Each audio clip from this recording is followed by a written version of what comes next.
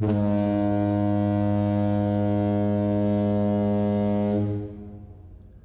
there, part-timers. Once again, this is Anton from Anton Obey. Thank you guys for stopping by the collection room. Today we're taking a look at some more Freex. We're up to issues 13, 14, 15, and 16. The series is winding up already. You can tell, like I said, this book didn't lend itself initially to a lot of plot device. And even though we've been traveling around doing a little bit more than we started out doing, we're also ending the end of the Malibu universe.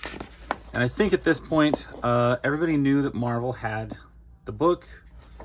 I like this big elephant guy. And Marvel was going to cancel the company. That we didn't exactly know it, perhaps, but anytime somebody buys the place that you're working at, it's a good bet. There's gonna be some stuff let go. And I don't know what Marvel would have really done with a lot of these characters. I kind of don't see why they couldn't have just rolled them into the universe, but they didn't. I think they would have fit. There is a little bit of what's the word? Vibe difference between the reality for these heroes and the reality for Marvel heroes, but still, I don't see why these characters couldn't have adjusted a little bit, tweaked the writing, a little less tragic, a little less 90s, and I think they could have fit.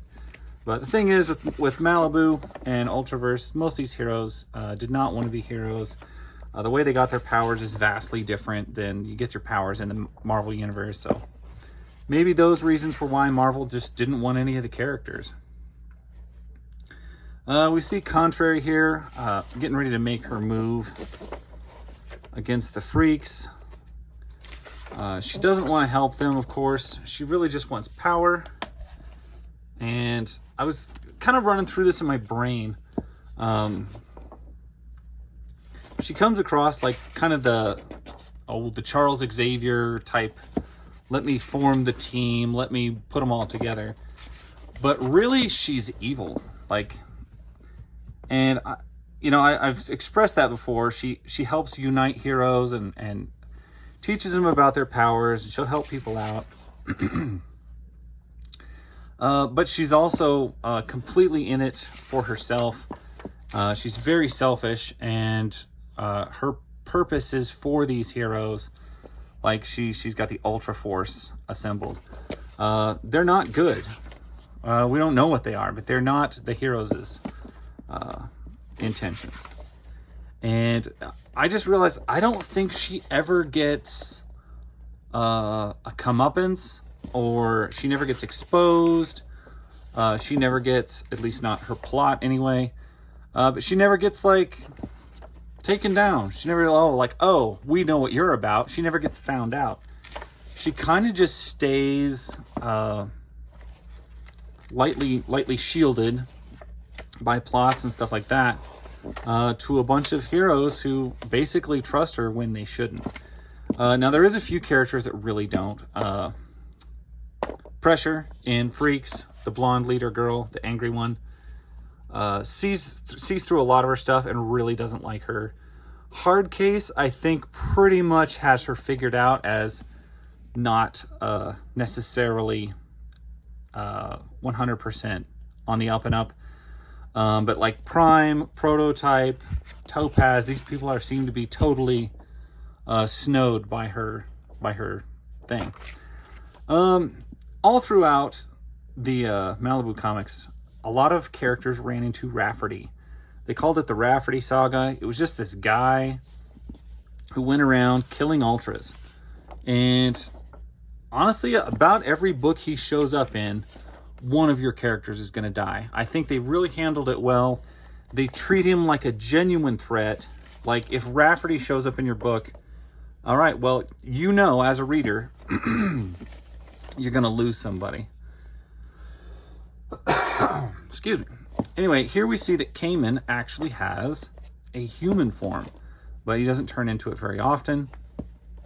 That wraps up that part of the story. As we get to the well, Rafferty shows up. Get the old man who comes to protect him. Firearm shows up, who is well, he's the guy who's Rafferty came from his book.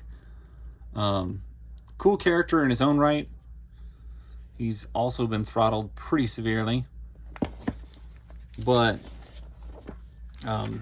yeah, they're going to try to protect everybody from Rafferty. Boom Boy, by the way, was gone for a few issues, came back with Contrary. He's like much smarter now. She taught him that he is actually intelligent, but she's also, you know, still hyper manipulating him. So she is a double-edged sword, both beneficial and not. And here we have Rafferty. Carries a big, cool knife.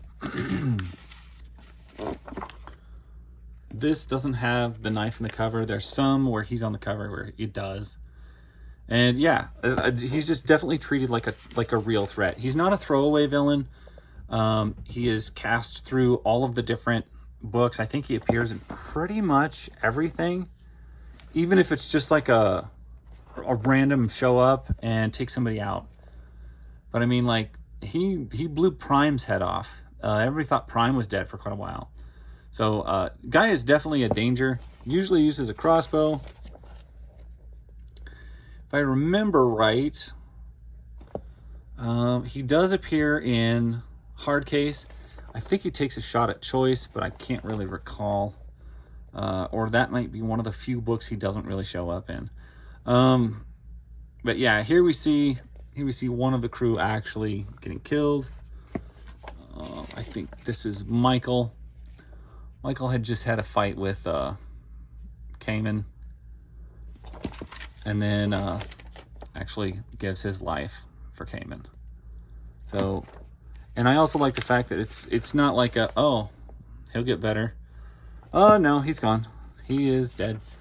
And that is another thing that Malibu Ultraverse always did that I did appreciate. Wow, it's a great double spread picture of Enemy. One of the coolest villains. But yeah, your characters could die, and when they did, like, they were gone. Here we got a short story with Choice, because this is a Ultraverse premiere. I kind of wish Choice had gotten her own book, and I certainly wish that I had a Marvel Legends style action figure of Choice. Certainly one of my favorite designs from the entire Malibu Ultraverse. Her pink and white costume, the little sunglasses things that she normally wears, the fact that she's an ad company mascot. She's a produced. I like the way her powers work. She just says them, and they work for an hour, and then they go away. They take like 2 hours to recharge. She can use flight, strength, shields, I-beams, whatever. She just has to say it. But then they regenerate. I think that's a really cool setup for a really cool character, and the fact that she's a advertising mascot just is the icing on the cake. Yeah, definitely one of my favorite characters. So I love that they have a short Choice story in here. And who else? This second story. Ranger and Arena. Not familiar with them. Maybe that's why they're an Ultraverse premiere. We haven't heard of them. Looks like a prototype spin-off book, because these are definite prototype villains and characters.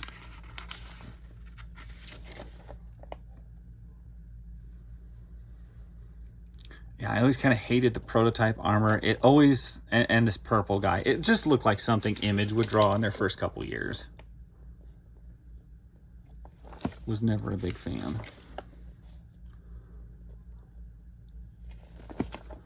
Another character I am not familiar with, which is wild, because you've been familiar with this series for so long in this book. And we're back around to that really cool picture of Enemy. Love that. Love that. Anyway, Ultraverse Premiere number 9. Flipped book with Freex number 15. Goes on to issue 16. It looks like just mayhem. Pressure has lost it. It's very tragic because he's dead. And you've got Wow, the Nightman shows up for his funeral. That's nice. That is really nice that they would add that. Contrary is there, but not our favorite half-naked benefactress.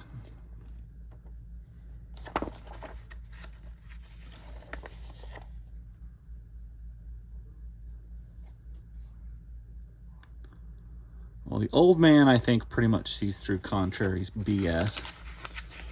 Don't get me wrong. I think she is a fascinating character to throw in such a lead position in the universe.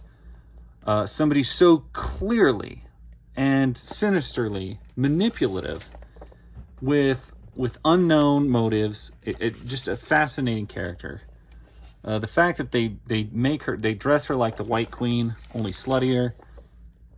And she's just super manipulative in that kind of way as well. It rounds the character out to like, wow, what a piece of work. And yet she still functions, and she doesn't have any comeuppance.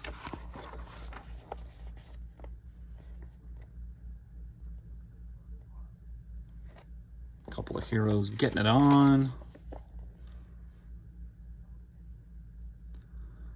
Valerie is not happy.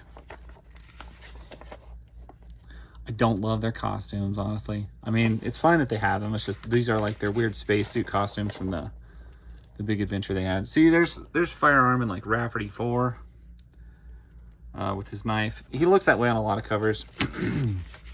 It's just crazy that he jumps through all the books and does this. So there you get a pinup of Contrary with just the Freex in the background.